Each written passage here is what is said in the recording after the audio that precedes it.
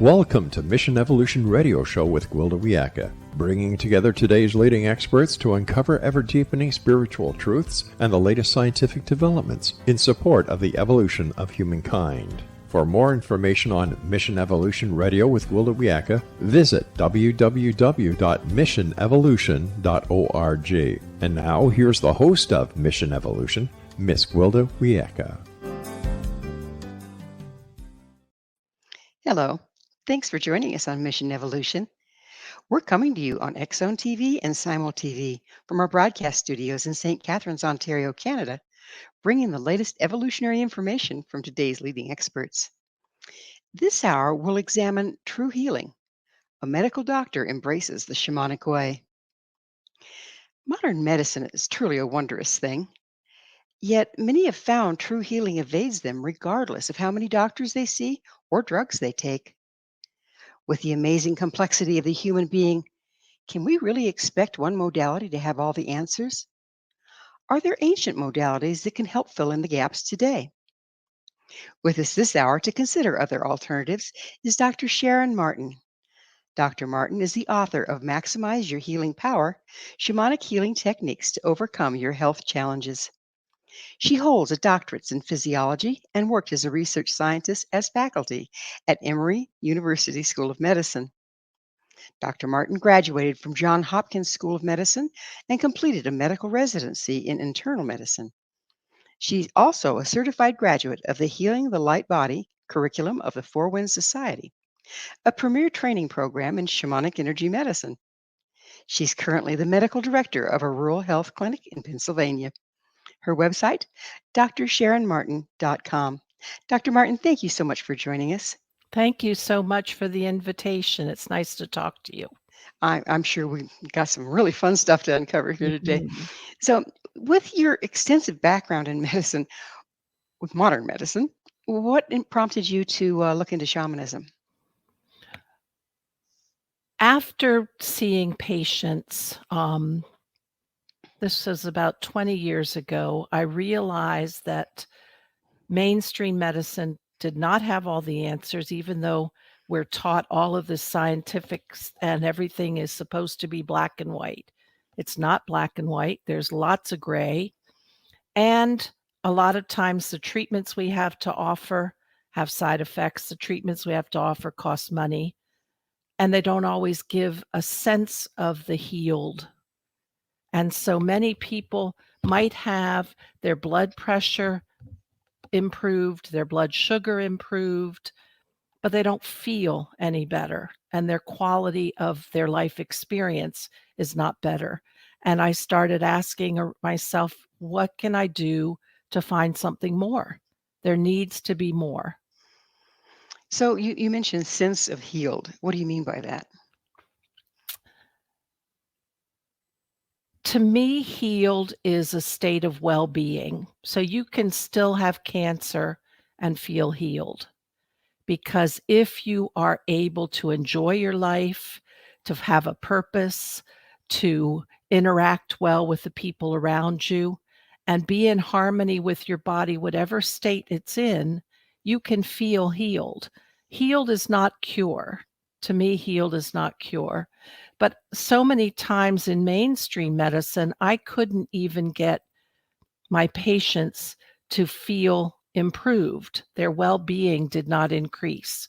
And it may have actually worsened because the medicines that we have nowadays for real diseases, diabetes, high blood pressure, et cetera, they cost money. So I'm looking to provide to my patients more than just a prescription. I want them to be able to feel good about, and I'll talk about this spiritually, about their soul path. That what are they here on earth for? Can we amplify their soul purpose? Can we get their feeling that they are doing something in life, with life? So, what drew you then to the shamanic way?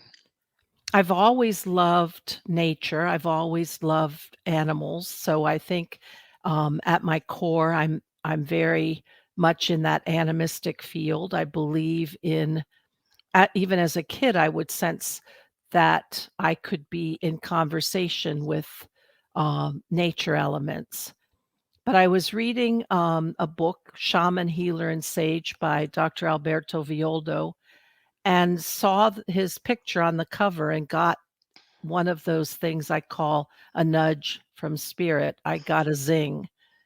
And I said, I have to explore this. And it opened up my world, my spiritual world, and my healing world, because I saw that the way the ancient medicine men and women did things had power, and people felt good when they were attended to.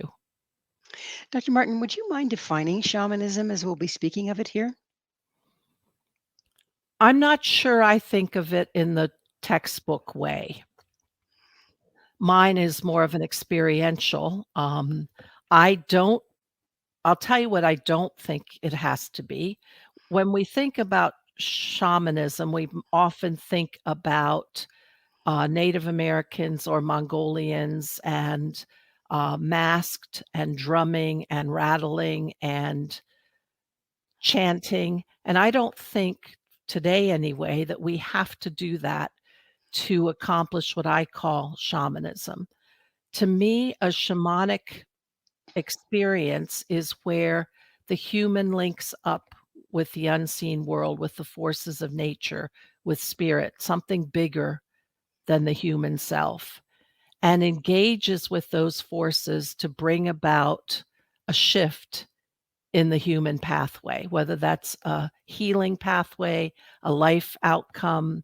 And so for me, a shaman is someone who negotiates that interaction and helps the client achieve the power that can be had from linking up with the unseen, with the forces of the universe. So the drumming and the chanting and the and fire burning and the rituals that you mentioned before, are those a one method to access this unseen world that you're talking about? I think they're very powerful methods. I think it helps filter out your human mind. I think it helps shift you into altered state, which is very powerful and wonderful. So if you do go to a fire ceremony with drumming, you can achieve that. If you do go into a sweat lodge and achieve an altered state there. But I don't think that it's essential for that core interaction. Um, I do think you have to be willing to anybody has to be willing to step outside of their human mind. So whether a guided meditation, a visualization, a journey, some way you have to access where the human subconscious interacts with the universal field. And So I in other think words, go ahead, once I'm again, sorry, Gwilda. in other words, when people come to your office, you don't have to have drums and rattles and masks going on. No, no, I don't. Um, is it more powerful if you have that? You could probably get there, and when I say there, I mean that space where you're linked up. You can probably get there more quickly, but you don't have to have it.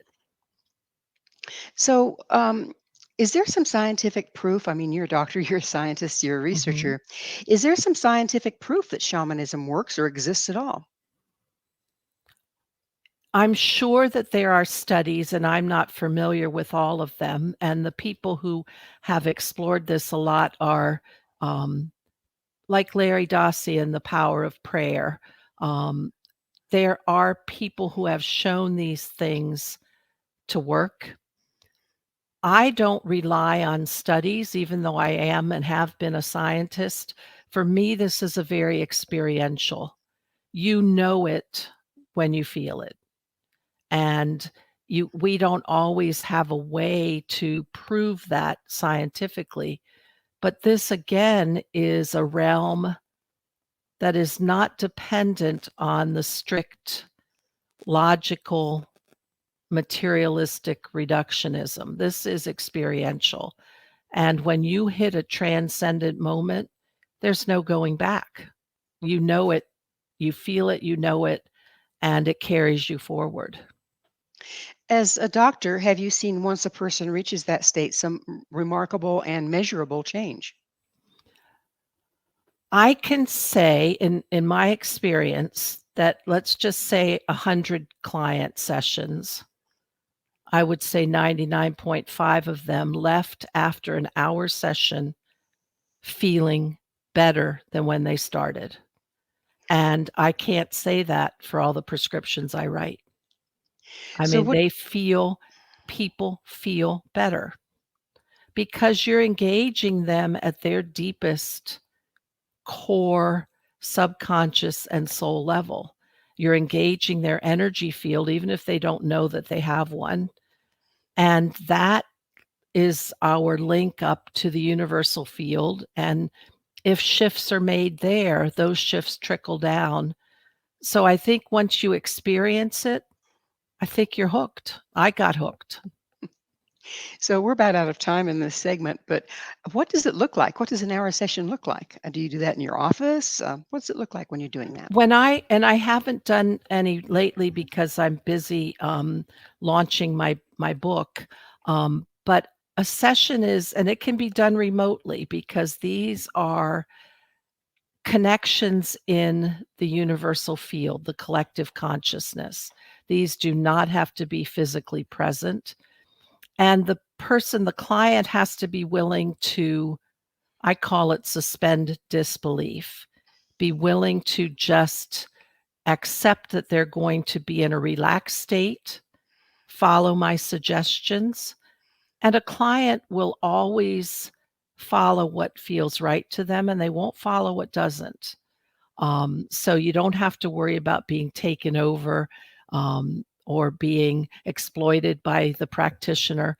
But if you're in that relaxed state, and then the practitioner is trained, whether it's Reiki, whether it is other energy work, whether it's shamanic work for clearing the energy field, they're trained in those techniques and they'll do what they do.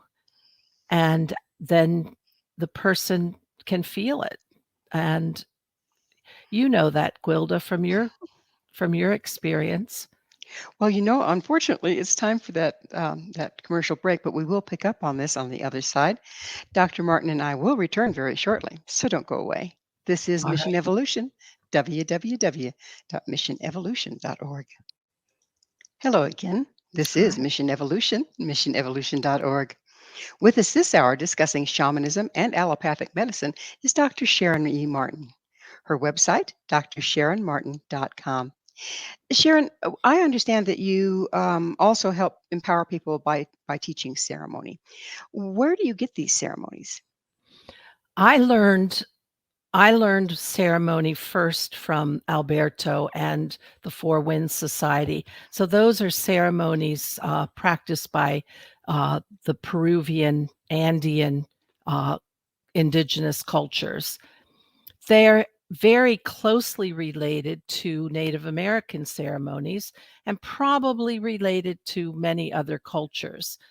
They're the use of connecting to fire, with fire being an incredibly transformative element, and humans and fire go back thousands of years, hundreds of thousands of years.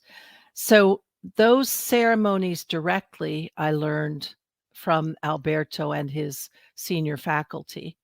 But then I've also studied with other mystics and seers, and I've also trained as a hypnotherapist. So there are many ways to approach having yourself and the client enter a ritual, which is a ceremony is a sacred process, and it engages you at all levels. And so there's many ways you can do these. Well, there's a big issue that's been up for quite some time, and that's appropriation of ceremony. Where do you stand on that? It is a topic.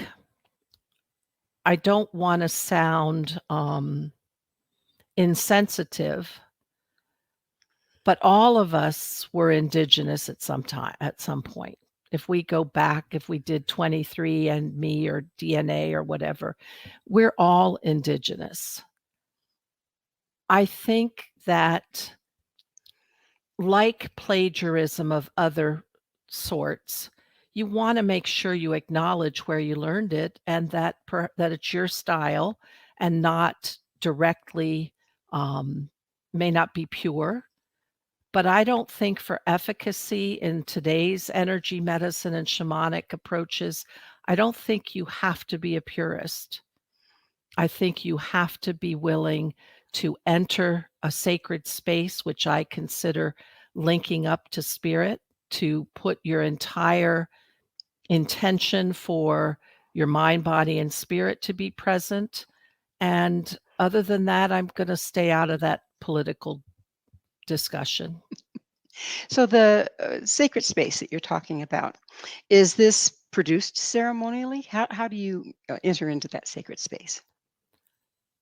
To me, sacred space is that sweet spot where you, as let's take a person, forget about being a practitioner or a client. You want to connect with the forces bigger than you, forces of nature, forces of the galaxy, universal field. You set an intention in doing so that you are going to be fully present. And I mean fully mind, body, spirit, energy field. That moment that you have set that aside and opened up to the connection is a very, very powerful place. It's a powerful sweet spot. It's enhanced, I believe, by having ritualistic items, by perhaps designating a spot, your altar, your meditative space, your favorite tree to sit under. That adds to your labeling this or entering into this as important. And that to me, that space where you are engaging with your helpers, I call those the forces out on the unseen world. Are they power animals? Are they your guardian angel? Are they your ancestors? Are they forces of nature, of the universe? When you are entering into relationship with that, that's a very sacred moment because you're engaging with power bigger than the human condition. And that's a beautiful, beautiful place to be. You mention moment a lot. Does this have to do with being present in the present moment? Yes, I didn't realize I used moment a lot. Um, when you decide to let go of the 3D material world around you and you sit in that space, that state of being of saying, okay, I am all yours.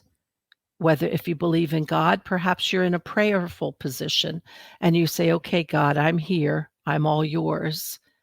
You are putting yourself in a state of being and intention, intending to connect. And then if you add a sacred site, you go to the Wailing Wall, you go to Machu Picchu, you go to Chaco Canyon. When you put yourself in a sacred site where others have gathered to do exactly the same thing, you then amplify the effectiveness and the power of what you're about to do and the dialogue, however you have it. If you speak it, you think it, you feel it. So you also mentioned intention. How important is intention, and how can we be clear with our intention? Intention is the magic key to unlock what you want. It is a critical and vital component of the process of engaging to change your outcome. Intention is, to me, it's a laser focused desire. It is absolutely clear. There's no waffling. There's no wishy-wash. It speaks from your heart and your highest self. So you can have an intention that's very material world oriented, and that doesn't have the power as something that comes from you having contemplated on it when you're in meditation, engaging your heart and your subconscious. So intention, let me back up and just say thoughts change our energy field and change our outcome and our destiny. The way you think about something really does matter. So when you intend, you are putting every bit of your neuronal power, your deepest desire onto that laser beam, and you're aiming it at the target of what you want. And making that laser beam perfectly clear, perfectly focused. And it might take practice, but intention is a very powerful thing. When, as in listening to you, it Mhm. occurs to me that most of our intention might very well be unconscious. That being the case, does it still have impact on our lives? Yes. In fact, I'll just share with you that before I started shamanic work, I probably did all of the, I'll say, magicking of my life in dream time when I was asleep. My human mind is busy, filled with stuff, filled with navigating the material world. As a physician, I navigate a whole lot of energies with each patient different. And so I found that things would shift for me when I wasn't even conscious of it, but I realize it's happening when I sleep. Interesting. Being The a dream. I'm sorry. Go ahead. The dream Being state. aware of it though, Gwilda, I think being aware of it gives it that it's exciting. It's, you really see and can, feel that you are a co-creator of your life. So when you're conscious of your intention, you can see them manifesting. Is that the point? I think being conscious of it does help you see when it manifests, but I don't think you have to be conscious of it to manifest. I've had a lot of serendipitous, spirit guided changes and stepping stones in my life I would have never in my human mind predicted. I think we can So, all attest to that, yeah, right? yeah. I mean, So that's the mystery, isn't it? absolutely. So why is incorporating the mystical and spiritual important for, say, for instance, shifting a life challenge? We want all the power we can get our hands on. And I don't mean power as in domination. I mean potential, human potential. I think mainstream medicine needs a revolution. We need to start incorporating the things that our indigenous ancestral medicine men and women did before their science is beautiful. I'll just say science has a lot of phenomenal things, but we have a huge piece that's been set aside because it didn't have, quote, scientific proof. And I think that's a mistake. And I think we need to incorporate those things that exist in the mystery world, that exist in our experiential world, and that exist without a study, but have been handed down for generations from our elders. Well, we're about out of time in this segment, but um, are you able to incorporate both within your practice within the same person? It's not easy. The structure of mainstream medicine doesn't leave a lot of literally time to engage the way you might want to, and it doesn't, um, face it, mainstream medicine has structure based on the financial requirements of the whole system. So I'll say right away, it's not easy. However, I have incorporated things that I've learned, even if I've done it within myself, in being able to see a person for their soul journey, to consider the outcome based on what I believe is a healed state, as opposed to a change in the number I'm measuring or the lab test value. And changing the perspective for the person to start to see outside of a cage that they may have built around themselves by their limiting beliefs. If I can get somebody to shift their limiting beliefs and start to see a destiny line that may not be Well, I'm likely. Are sorry we to out? interrupt. Okay, We are out sorry. of time in this segment, but we will Okay. pick up on this on the other side of this All short right. station break. Dr. Martin and I will be right back to continue our discussion, so stay right there. This is Mission Evolution, www.missionevolution.org. Hi there. This is Mission Evolution, missionevolution.org. Our guest this hour is Dr. Sharon E. Martin. Her website, drsharonmartin.com. Dr. Martin, we were talking about integrating in your practice the shamanic way and allopathic medicine. And I think we ascertained that there isn't exactly an insurance code for shamanism, right? Oh, yeah, no. Uh, do you see a difficulty or do you run into a legal difficulty trying to integrate the two? I think mainstream medicine has gone down a rabbit hole of medical legal liability. So there are going to be patients who live in that world, in that fear, and in that expectation, and I need a guarantee. And when something does not have scientific proof, in that world, for many people, you can then hold it to um, an absolutely unattainable status. You hold it to a level that we cannot prove it. It's two different worlds. It's apples and oranges. But I think mainstream medicine can absorb, even within this financial um, paradigm and the time constraints, you can absorb key elements. And that I found was helpful for me, because if I take on assessing a person and I can assess holding the possibility that what I'm seeing is not lethal, I am doing shamanic work. I am asking for all the forces that come into play to help bring it over to that maybe not probable, but still possible destiny line. And so even that is important, I think. And even seeing things from a different perspective, knowing about the energy body, you can see somebody's life force. You don't need blood tests to show you that.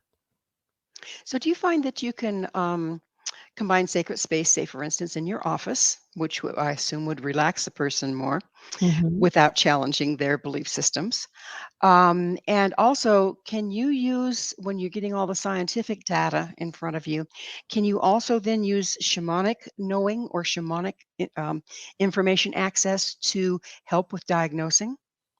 So I was telling somebody this the other day, that since I studied shamanism and then explored the esoteric with other teachers, my intuition and knowing has increased exponentially.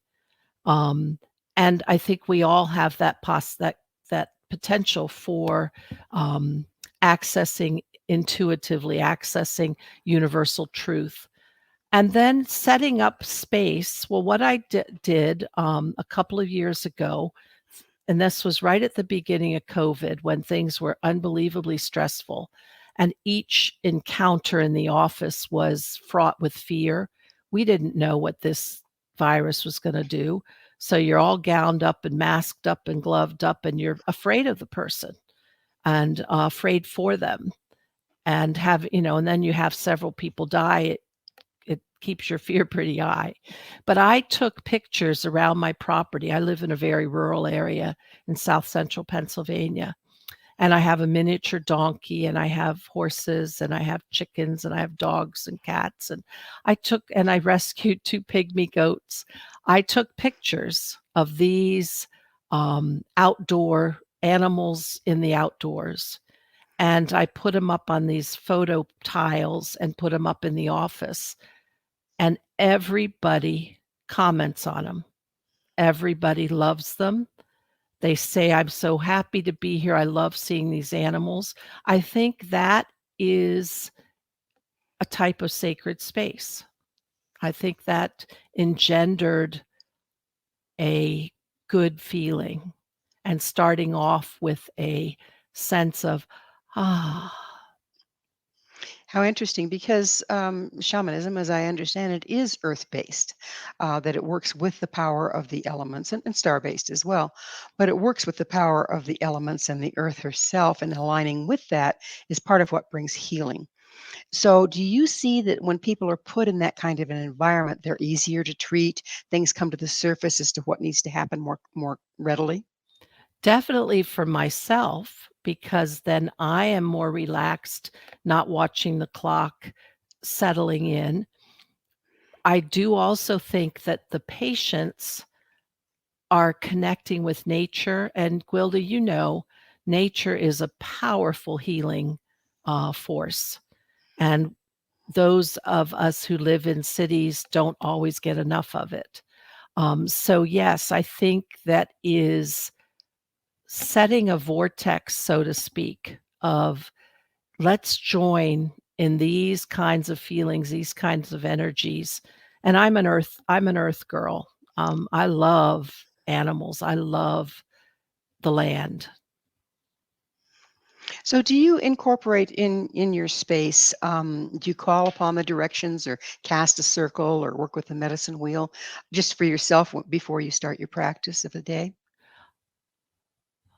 Um, Lately, no, I've shifted to something else. On my land, yes, because I have a fire pit, and um, I know instinctively now where the directions are. But I have started studying the magical realms lately, and I won't spend a lot of time on this side story, but on a spiritual trip to Sedona, in a meditation with a spiritual group, the leader asked us to connect to creative forces of the earth, which he intuited and visualized as dragons. And I consider those creative forces of the universe, earth, earthbound, earth-centered creative forces. There are celestial creative forces. And those energies I continue to call dragons. So nowadays, I don't do the medicine wheel as much as I engage with the dragons.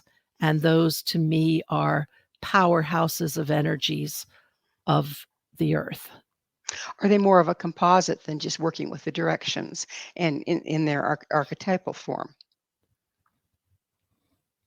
Probably yes, because um, the directions literally are bound to a cardinal point on the compass. Dragons are ribbons. They are directions don't move. Dragons move. Dragons change. And again, if you think of them as currents of energy, which you don't have to believe in magic. You don't have to see them as dragons to feel their force. Um, so yes, those are much more encompassing, and probably taking on you could have dragons that have qualities of each of the directions built in. So, to be clear, we're not seeing something fire breathing coming down into our work so much as it's an archetype for the energies we're working with. Gwilda, I lost you for a second. I didn't hear what you said. That's Could you okay. repeat? I said, just for clarity for our audience, you're not talking about fire breathing beasties that come down and toast us in the physical. You're talking more about an archetype that represents energies. Is that correct? Yes, although I have interacted with dragons that are, I'll use the word fire breathing in terms of filled with power that could be harmful. Um, but I am engaging with them as energies of deep primordial earth that are consisting and engaging in creation. This is what I think our indigenous dreaming cultures linked with. This is how take the Aboriginals dreamed with these forces. I think these forces exist out in Southwest United States in many of the sacred sites. So I don't see them as, although there are lethality, forces of lethal and not necessarily beneficial intent. I met some of those in Iceland. So there are forces that could harm humans, but I don't engage with those. So let's back up just a little bit, and we are just about out of time in this segment. Okay. But when you're working in your office, and I take it that you're also trained in shamanic healing, and not just the access points. When you're working in your office and you suddenly get a feeling, man, this person's illness is really spiritual based, and they really could use some spiritual healing versus what I offer as a physician. How do you approach that? So that happens a lot. I can see a drain in their life force, and I can see stuck energies. And then I say, I want to share something with you that is not scientifically based. It's my spiritual and philosophical belief, but your life force is not flowing fully. People get it. They get it. Um, and then just say, I don't, I don't know how I would take it exactly, but say, let's get you some power to have you go forward in life the way you want to because you're stuck or you feel I see burdened, I see heaviness. Oh yeah, I feel like I'm weighed down. People get it. And then do you set up a session where you're working strictly spiritually or shamanically? I haven't offered that directly. The people who are interested ask, and then I point them to my website. But in that moment, I don't feel, and perhaps it's got still a little fear of the medical legal. I don't come right out and say, come work with me in this other Mhm. arena. But I Right. do say, here, I think you could clear your energy field, and here's how you can do it. Gotcha. Here's Well, how you can take a problem to the fire. we're going to have to take another commercial break, but please stay with us as Dr. Martin and I continue to explore ancient and modern healing. This is Mission Evolution, www.missionevolution.org. Welcome back. This is Mission Evolution, missionevolution.org. This hour, our expert guest is Dr. Sharon E. Martin. Her website, sharonmartin.com. I'd like to change gears just a little bit, but we've Right? been dancing around it. So, would you just explain what is energy medicine? Hmm. Let me back up just a little bit and define. Our Each person has an energy field that exists. It's maybe people see it as an aura, and I believe that's our connection to the universal field. So to me, energy medicine is where you work within that field, the individual field, but most of the time, I can probably say this for all the energy practitioners I'm aware of, you are engaging access to the quantum, to the universal field. That's where all of the templates for how our body should work, it's where the answers are. So energy medicine can be techniques operating with the person's individual field, but it can also be intentionally connecting to the universal field. So let me see if I understand this. Okay. So if a person has energetic illness, Okay. that would indicate something in their field is not aligned with the templates that you find at the universal field. Is that where we're going with this? I think that's true, yes. Each species has, I believe, I don't know if I have any proof, but each species has an original biological, the way it's supposed to be. The human body has a way it's supposed to be. People who have energetic illness, they may have errors, contamination, clogged up places in their energy field, which is where their physiology downloads from. So when you clear that, to me, you're clearing the connection to be able to download the original universal healed state better. So it trickles down. In other words, if there's illness in the energy field, eventually it manifests physically. Yes. Okay. So how's that? How do you achieve that? I mean, we're talking, um, theory here, but what's the logistics? What does that look like when you're doing it for someone? So take the Peruvian shamanism that I studied. There are techniques to clear the energy field and bring in new and higher vibrating energies. It's taught as a process called illumination. There are extraction techniques, clearings where you can, the practitioner can pull out either fluid contamination from the field or a fixed dense contamination. So those are ways the Andean medicine men and women had actual processes. Now, I don't know that you could say the same for in terms of a process from, say, a Mongolian shaman, but I believe that they are doing the same thing just in a way that I haven't learned and may not actually show actually working in the energy field. They may be in an altered state, communicating with the universal field on behalf of their client. They may not be actually showing in the literal world that they're working on the field.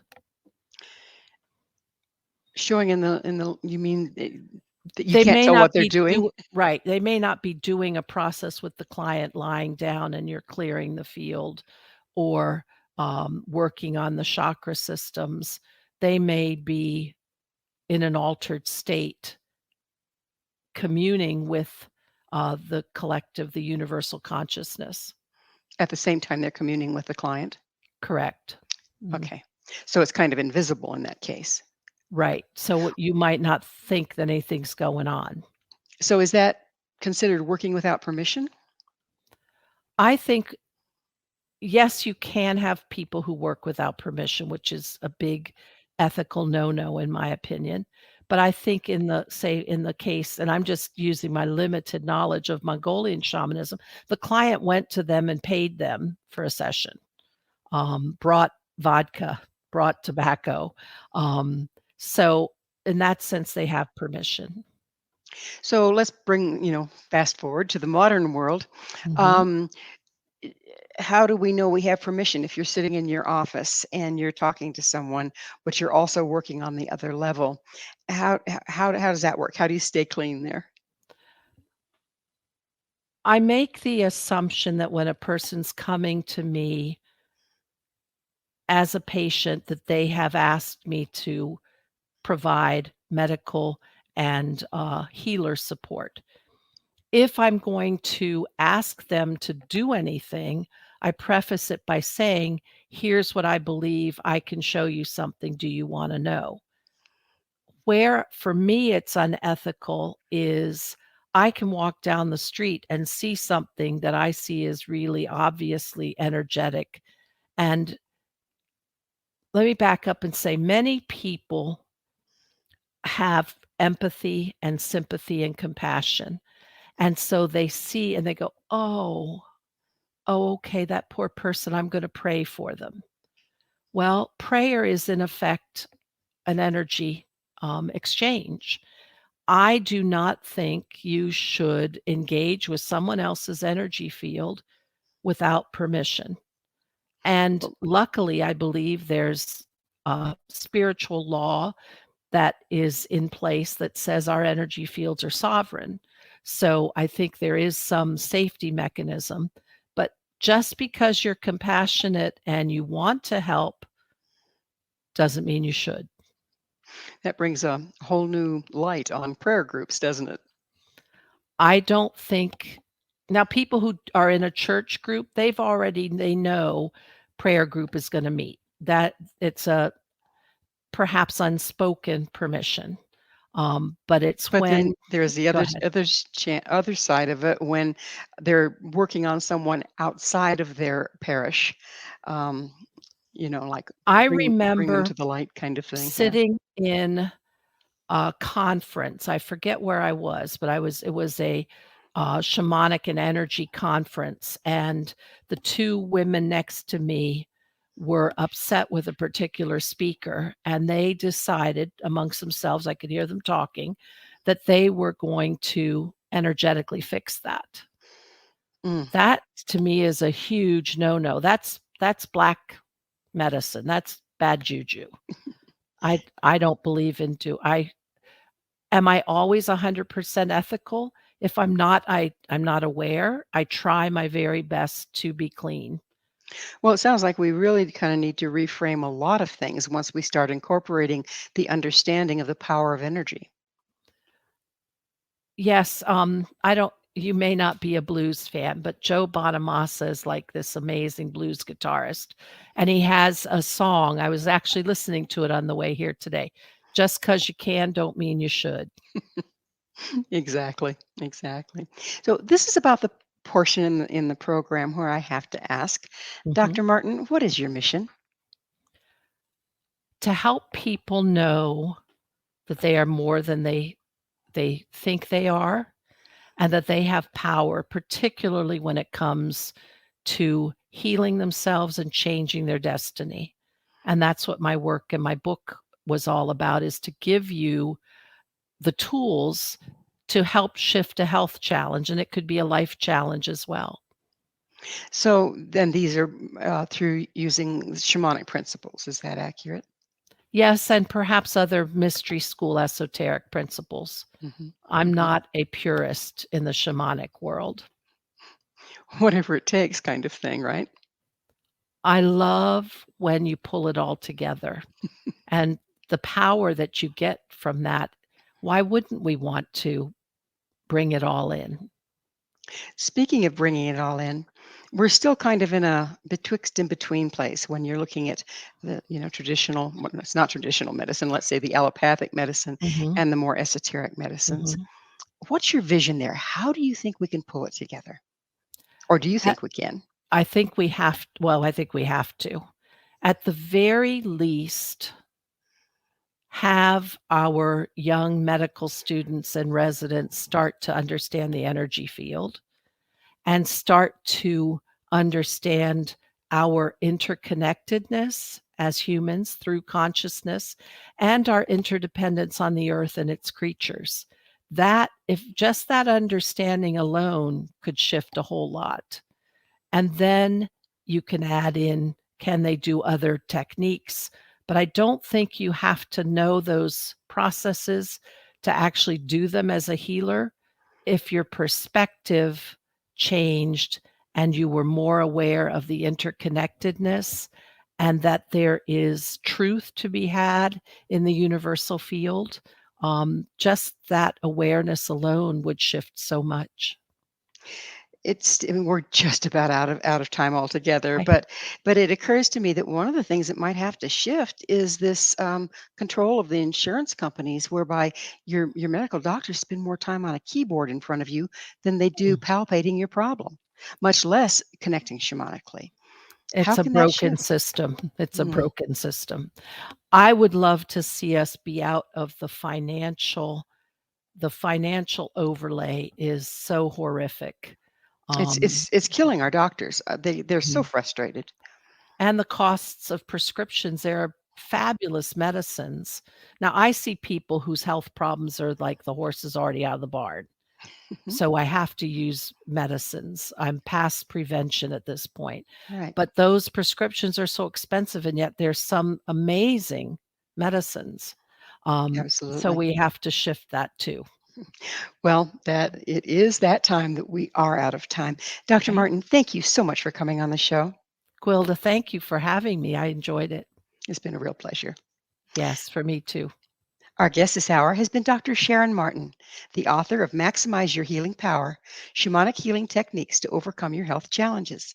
Her website, drsharonmartin.com. This has been Mission Evolution with Gwilda Wiyaka.